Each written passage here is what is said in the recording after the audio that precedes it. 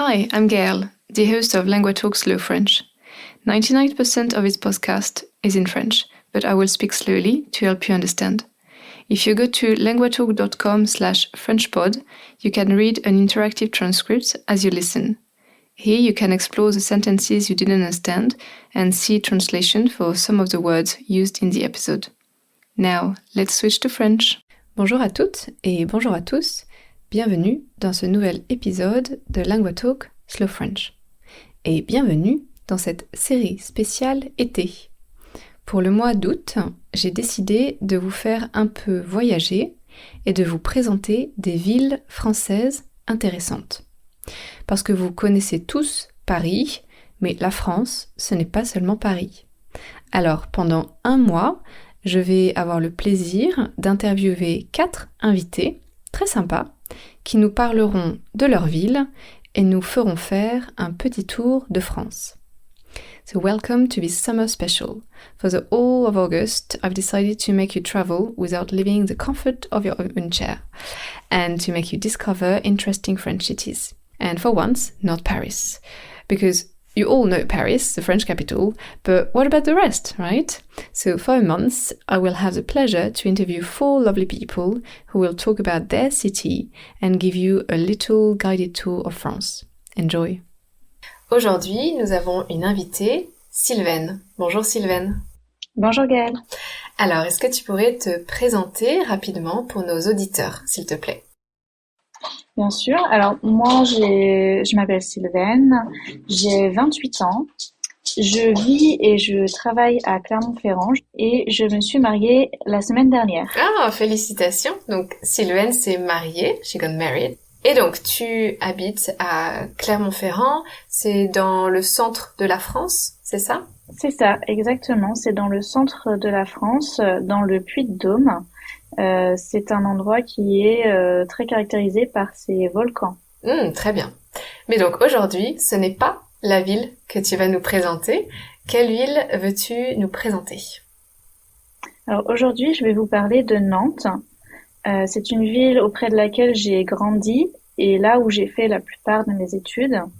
Bien que j'ai dû partir de Nantes, c'est toujours la ville de mon cœur.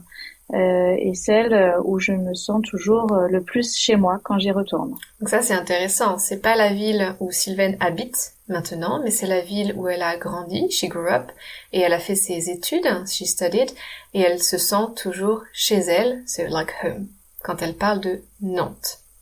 Très bien, alors, est-ce que tu peux nous donner quelques informations clés pour comprendre un peu cette ville? Donc, où est Nantes en France? Est-ce que c'est grand? Est-ce que c'est petit? Voilà, des informations un peu basiques.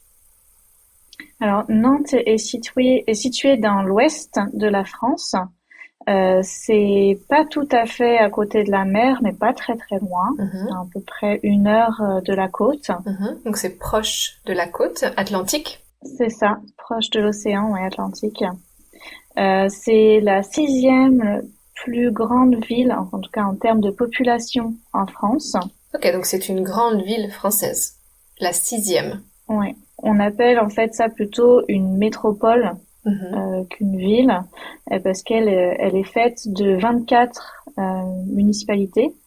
Ok, donc en fait, il y a Nantes et il y a 24 petites villes autour, c'est ça? Et ça forme la métropole de Nantes. C'est ça, exactement. Ok. Donc, dans la métropole de Nantes, on compte un peu plus de 650 000 habitants. Ok, je répète doucement, 650 000 habitants. Très bien. Et en termes de climat, est-ce qu'il fait très froid en hiver et très chaud en été ou pas? Alors, à Nantes, c'est un climat océanique qui est très doux. Les étés et les hivers sont tous les deux très doux. Alors, doux, ça veut dire very mild. Ça veut dire quoi? Qu'en hiver, c'est 10 degrés et en été, 20-25 degrés?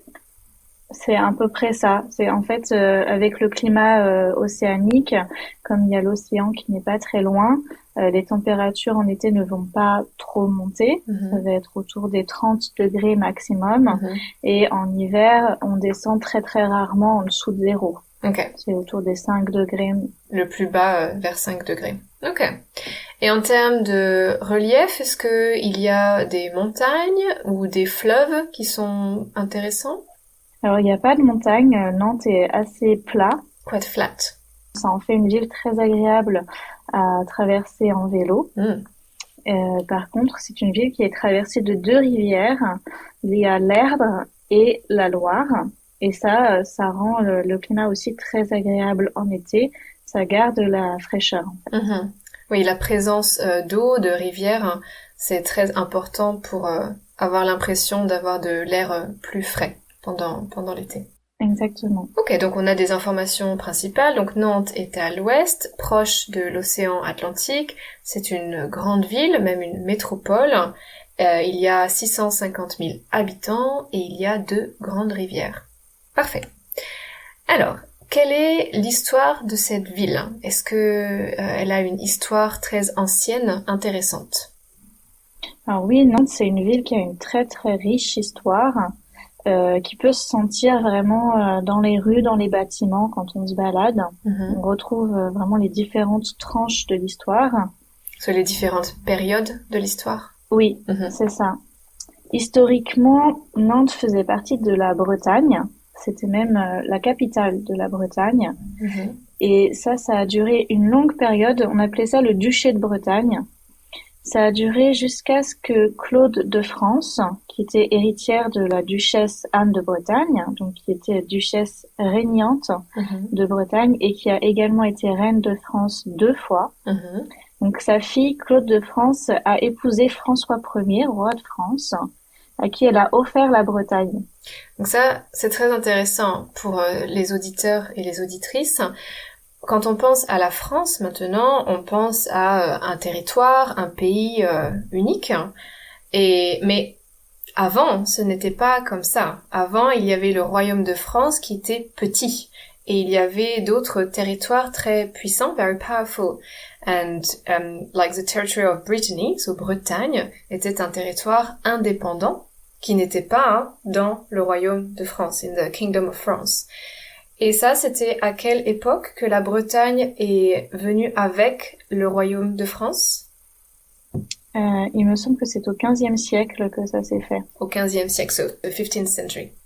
Donc, Nantes était la capitale de ce royaume indépendant, de ce duché. On dit duché parce que c'était avec un duc, a duke. Donc c'était un territoire très puissant. À part. Indépendant. Ok. Et en plus, très intéressant puisque c'est la personne qui dirigeait n'était pas un duc, mais une duchesse. C'était une femme. Ah, une femme. Okay. Qui était au pouvoir.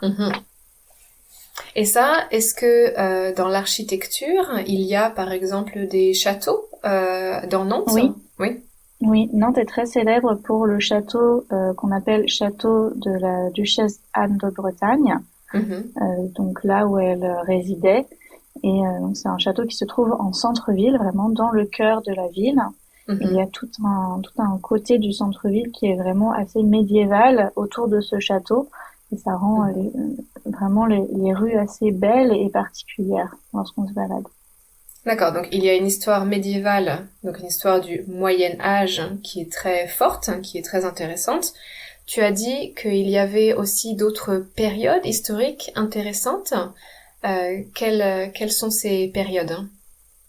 Alors, il y a une période qui est beaucoup moins glorieuse pour la ville de Nantes, mais très intéressante et très importante pour cette ville. Parce que la richesse de Nantes s'est beaucoup développée grâce à son port et notamment le commerce triangulaire.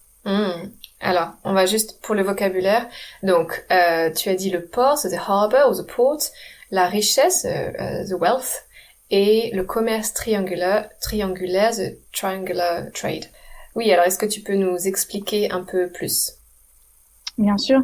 Alors, Nantes était une ville pionnière en termes dans la traite des Noirs. C'est-à-dire que entre 1707 et 1711, donc au départ vraiment de ce commerce, 75% des navires négriers partent de Nantes. Ok, donc les navires négriers. So we've done a few episodes about that, but not specifically, but just to remind you, ce qu'on appelle le commerce triangulaire, c'est le commerce avec les esclaves, the slaves, that were taken from Africa, then shipped to America, and then America was trading cotton and sugarcane and things like that. Donc Nantes était un port en France qui était in the lead, à la tête de ce commerce. C'est ça. Et Sylvaine disait 75% des bateaux qui partaient d'Europe, qui partaient de France peut-être, ils partaient de Nantes. So yeah, it's not very glorious at all, you were right. Ce n'est pas un passé glorieux, mais c'est très important de savoir. D'ailleurs, c'est quelque chose qui est assumé par la ville et qui est mis un peu en avant dans le sens où il y a un musée qui est dédié à ce sujet, qui explique justement cet aspect de la ville et qui est très très beau parce qu'il est sous terre et représente un peu les cales d'un bateau dans lesquels les Noirs, les esclaves étaient transportés. Le musée, Sylvain disait, était sous terre, so underground, to give the feeling for the visitors that it was like in the ship where they were sent to America, at the bottom of the ship where the slaves were just put all together. Donc ça vous donne cette impression quand vous êtes dans le musée. Oui, parce qu'en plus le musée se trouve sur les bords de la Loire et donc on entend ce clapotis de l'eau et on a vraiment ce sentiment d'être enfermé dans un bateau sous l'eau. Ok, oui, très impressionnant, j'imagine. Oui, et Nantes est aussi très marquée par la période du 19e, donc la période d'industrialisation. Puisqu'elle s'est beaucoup développée dans l'industrie alimentaire notamment avec les très célèbres biscuits Lefèvre Utile, donc LU, et les conserves Saupiquet. Très bien, donc LU, les deux lettres LU, c'est des biscuits que tous les Français connaissent, qui sont très célèbres, qui sont assez simples. C'est un biscuit... il n'y a pas de chocolat, il n'y a pas de ginger. C'est un biscuit assez simple à l'origine, mais très très célèbre. En Angleterre, close to tea biscuits. Donc oui, la grande usine pour fabriquer les biscuits LU, elle est à côté de Nantes, c'est ça? Elle est dans Nantes. Dans Nantes. L'ancienne, en fait, l'ancienne industrie dans laquelle était fabriquée se trouve vraiment dans Nantes, dans le centre, en face du château de la Duchesse. Et en fait, le lieu a été réinvesti en galerie d'art, hammam, bibliothèque. Donc, il y a vraiment un lieu à visiter et à apprécier. Très bien. Donc, un grand changement dans l'utilisation de ce bâtiment.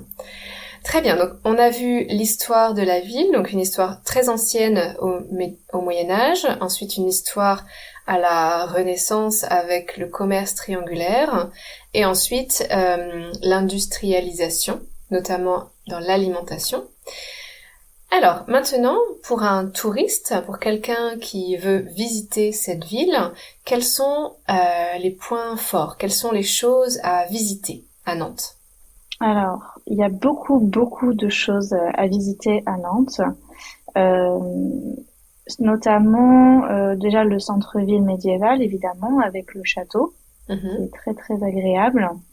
Il y a dans la ville plein de petits recoins, de petits passages qui sont très très jolis, notamment le fameux passage Pommerais, qui est un passage en fait caché un peu entre plusieurs rues et dans lequel il se trouve énormément de commerce. C'est très très beau, c'est décoré un peu style art déco.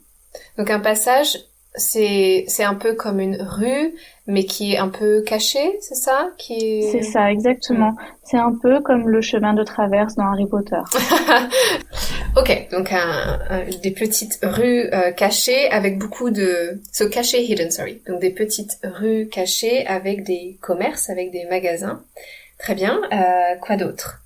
Alors, autre chose à visiter impérativement, qui est magnifique, c'est les machines de l'île. Donc, c'est un espace qui a été réaménagé, qui autrefois était justement des industries, qui ont été réaménagées en projets artistiques. Donc, ça a été un peu inspiré de Jules Verne et mélangé avec l'univers mécanique de Léonard de Vinci.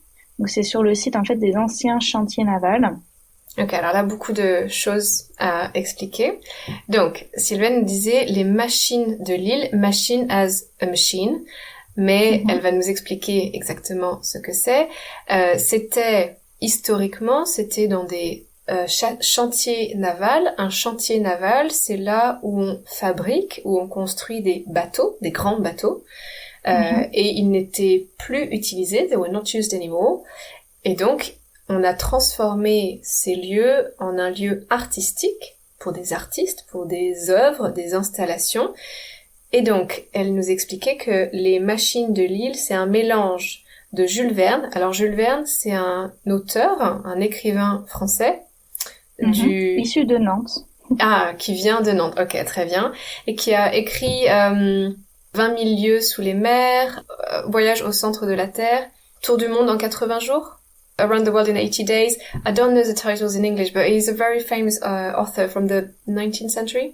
Et donc l'inspiration, c'est Jules Verne et Léonard de Vinci, vous savez, le célèbre peintre qui a fait Mona Lisa, et qui était un inventeur aussi. Très bien, alors qu'est-ce que c'est ces machines? Alors ce sont des machines en fait qui représentent principalement des animaux. Donc des animaux terrestres ou marins qui sont faits en ferraille du coup parce que ce sont des machines mais également en bois sculpté. Ok, donc en ferraille c'est du fer, so iron, made of metal, et en bois, so made of wood, metal and wood. Donc ça représente des animaux en grandeur augmentée. Ok, donc plus grand que la taille réelle, plus grand, c'est ça? C'est ça, exactement. Donc il y en a un assez connu qui est l'éléphant qui se déplace, donc qui fait le tour un peu du lieu en arrosant les visiteurs de sa trompe. Donc c'est ça qui est impressionnant, je crois, les machines, c'est que ce n'est pas statique. They don't stay put, they move. C'est ça qui est incroyable avec ces machines de Nantes. C'est le mélange.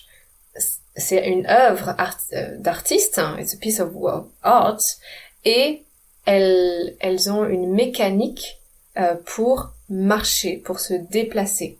Et donc, elles interagissent, they play with the audience. C'est ça. En fait, c'est vraiment des machines qui sont très très ressemblantes aux animaux et qui semblent vraiment vivantes du fait qu'elles soient animées. Yeah, they look like if they were alive. Donc il y a 3 espaces très intéressants sur ce projet parce qu'il y a évidemment l'éléphant, on peut voir. Il y a une galerie des machines dans laquelle on peut voir plein de sortes d'animaux et qui sont animés, donc on peut participer à l'animation. Et il y a ce qu'on appelle le carrousel des mondes marins, donc c'est un carrousel. Donc un carrousel, c'est merry-go-round. Sur 3 niveaux, donc il y a les fonds marins, le sol marin, enfin l'eau ensuite, les animaux de la mer intérieure, et ensuite la surface de la mer. Et donc on peut faire le tour du carrousel pour voir tout ce qui est proposé et ensuite choisir une des machines pour monter dedans et faire du coup un tour de carrousel. Ok, un tour de merry-go-round. Donc, juste pour réexpliquer, le carrousel, so the merry-go-round, le thème, le sujet, c'est la mer, l'océan, et donc les animaux qu'on trouve dans la mer, so either very deep, de loin au profond dans l'océan, ou plus à la surface, so plus haut dans la mer. Ok, est-ce qu'il y a des sirènes? Il n'y a pas de sirène, malheureusement. Oh, dommage. Sirène, c'est a mermaid. So I was asking if there was mermaids on it. Très bien. Donc Sylvaine nous a suggéré 3 ou 4 lieux essentiels à visiter. Le château, le mémorial du commerce triangulaire, le passage Pommerais, cette petite rue secrète, et les machines de Nantes. Excellent, donc là vous avez déjà un bon programme si vous voulez visiter Nantes. Est-ce que, Sylvaine, il y a une saison ou un mois qui est mieux pour visiter Nantes? Alors moi, ce que je suggérerais, c'est de venir en été et notamment vraiment début juillet, parce que en été, il y a ce qu'on appelle le voyage à Nantes qui se fait. C'est un événement estival qui démarre début juillet et qui termine mi-septembre. Donc, lors de cet événement, en fait, ce sont des artistes qui investissent la ville avec des œuvres qui vont vraiment s'intégrer dans l'espace urbain et public. Donc, c'est des œuvres qui peuvent être temporaires, donc qui vont durer seulement le temps de cet été, ou d'autres qui peuvent devenir pérennes et qu'on pourra voir du coup tout au long de l'année qui vont rester. Donc, dans la ville, il y a de nombreuses œuvres des éditions précédentes du Voyage à Nantes qui peuvent encore être appréciées aujourd'hui. D'accord, mais normalement, chaque été, il y a une nouvelle édition avec de nouvelles œuvres qui sont présentées. Très bien. Et ça commence en juillet. Ça commence début juillet et c'est pour ça que je suggère de venir à cette période-là puisque le démarrage du Voyage à Nantes est toujours marqué par ce qu'on appelle la nuit du van. Ça va être vraiment une nuit où il va y avoir plein d'événements, des rendez-vous un peu éphémères aux étapes du voyage, avec des choses assez interactives, drôles, des expositions, des concerts. Les musées sont en entrée libre et nocturne. Donc entrée libre, ça veut dire les musées sont gratuits? C'est ça, exactement. La plupart des expositions du voyage à Nantes sont gratuites, d'ailleurs. C'est quelque chose vraiment qui permet de voyager et de visiter Nantes à petit prix. Oui, donc Nantes, c'est une ville qui n'est pas très chère. Ça, c'est intéressant. Non. Pour visiter Nantes, ce n'est pas comme Paris, peut-être. Ça coûte beaucoup moins cher. So just to summarize, Sylvain was suggesting to come early July, because at the beginning of what we call le voyage à Nantes, so the trip to Nantes, and beginning of July, there is really kind of the opening of that voyage, with a lot of special events. Donc, début juillet, il y a une nuit spéciale qui est vraiment le moment idéal, le moment parfait pour venir à Nantes. C'est ça. Et même pour goûter la cuisine aussi française, puisque lors de la nuit du Van, il y a ce qu'on appelle la nuit des tables de Nantes. Et c'est à peu près 70 restaurants qui vont devant leur restaurant dans la rue proposer un petit plat emblématique de sa cuisine qu'ils vont vendre entre 2 et 10 euros maximum. Ok, donc pour les amateurs de bonne cuisine française, c'est aussi un bon événement. C'est ça. Très bien. Dernière question, Sylvaine. Est-ce que tu as une recommandation personnelle pour un bar ou un restaurant ou un magasin que tu aimes vraiment beaucoup à Nantes? Alors moi, ce que je suggérerais, c'est de se rendre dans une des rues du centre-ville, celle où il y a les Galeries Lafayette. Et dans cette rue, vous allez trouver un glacier qui est vraiment merveilleux, qui ne se trouve que dans cette région-là d'ailleurs, qu'il n'y a pas dans le reste de la France. Ça s'appelle la Fraiseraie. Ce sont des glaces vraiment très très bonnes. Un glacier, donc quelqu'un qui fait des glaces, ice creams, et il est typique de cette région. Ce n'est pas une chaîne. C'est ça, exactement. Et donc, lorsque vous prenez cette glace dans cette rue, vous pouvez l'apprécier en voyant un jardin qui est incroyable, qui s'appelle Jungle Intérieur, qui fait partie du voyage à Nantes et qui a été créé par un artiste qui s'appelle Evor. Et en fait, à la base, c'était une cour d'immeuble en béton qui était vide, un peu triste. Et cet artiste, en fait, qui est amoureux des plantes, a commencé à mettre un pot de plantes par-ci, un pot de plantes par-là. De façon un peu illégale au départ, il s'est répandu au fur et à mesure dans la cour et sur les toits des immeubles auxquels il a accédé grâce à des échelles. Et c'est devenu une jungle luxuriante, magnifique. Et il y a un belvédère sur lequel vous pouvez monter en mangeant votre glace pour admirer ce jardin incroyable. Donc c'est un jardin urbain de la ville qui était une œuvre d'un artiste et qui maintenant ressemble à une jungle dans la C'est ville. ça. Et de la rue, on ne peut pas voir en fait ce jardin. On ne s'imagine pas que ça existe. So it's a bit like a hidden gem, really. It's a hidden gem. You can't really know it's there if you haven't been told. Ah, donc ça, c'est vraiment un conseil d'une personne locale. Merci beaucoup, Sylvaine. J'espère que les auditeurs auront l'occasion de venir à Nantes.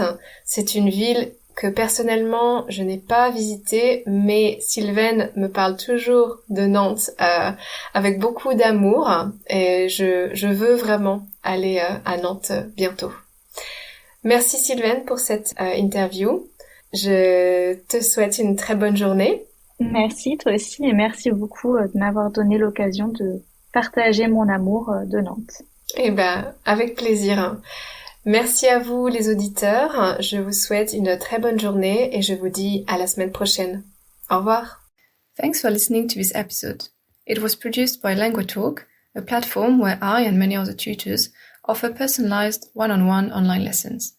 If you're interested in learning to speak French with a native tutor, check out languatalk.com to meet a tutor for a 30-minute trial session. You can also re-listen to this episode whilst reading an interactive transcript at languatalk.com/FrenchPod. Try noting down some vocab as well as working on your pronunciation by copying what I say. If you liked this episode, please consider subscribing, sharing the podcast with a friend, or leaving a rating in your podcast app. This will help us grow, which in turn will allow us to produce more episodes. Merci et